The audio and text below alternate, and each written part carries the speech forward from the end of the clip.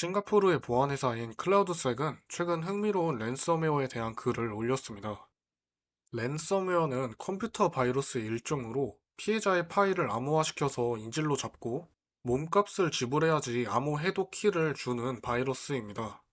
클라우드색이 2022년 3월에 발견한 이 랜섬웨어는 굿윌이라는 이름으로 피해자가 가난한 사람이나 재정적으로 도움이 필요한 환자에게 기부를 해야지만 암호 해독 키를 줍니다. 일반적인 랜섬웨어들이 피해자의 파일을 인질로 잡고 비트코인 송금을 요구하는 것과 비교해보면 불우한 사람들을 도와주라는 굿윌 랜섬웨어의 요구는 아주 독특한 경우입니다. 이 랜섬웨어를 운영하는 집단은 돈이 목적이 아니라 불우한 사람들을 도와서 사회 정의를 구현하는 것이 목적이라고 주장했습니다. 이 바이러스에 감염되면 다른 랜섬웨어와 마찬가지로 컴퓨터의 문서, 사진, 데이터베이스를 포함한 중요한 파일들이 암호화되어 버립니다. 이후 세 가지 활동을 하면 해독 키를 주겠다는 안내가 나타납니다. 첫 번째 활동은 바로 노숙자들에게 옷을 기부하는 것입니다. 피해자는 노숙자들에게 옷을 기부하고 그 장면을 녹화한 다음 페이스북이나 인스타그램 등 SNS에 업로드해야 합니다. 이후 바이러스를 유포한 집단에게 이메일로 증거를 제출하면 꼼꼼한 검토가 이루어진 뒤에 두 번째 활동을 할 수 있게 되는데요. 두 번째 활동은 5명의 불우한 아이들을 도미노 피자, 피자헛, KFC에 데려가는 것입니다.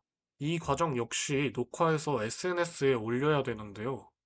아이들이 원하는 메뉴를 시켜야 된다는 조건과 아이들이 아주 행복한 표정을 짓고 있는 장면을 증거로 제출하라는 조건이 인상적이네요.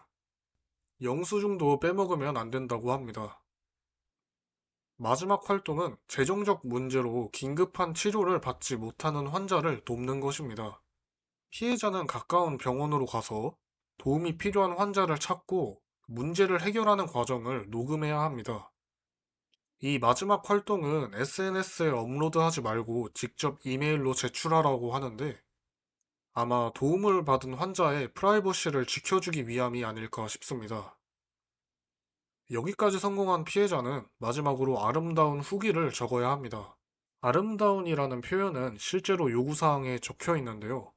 굿윌 랜섬웨어의 피해자가 되어서 어떻게 친절한 사람으로 변하게 되었는지를 인스타그램이나 페이스북에 작성해서 링크를 이메일로 제출해야 합니다.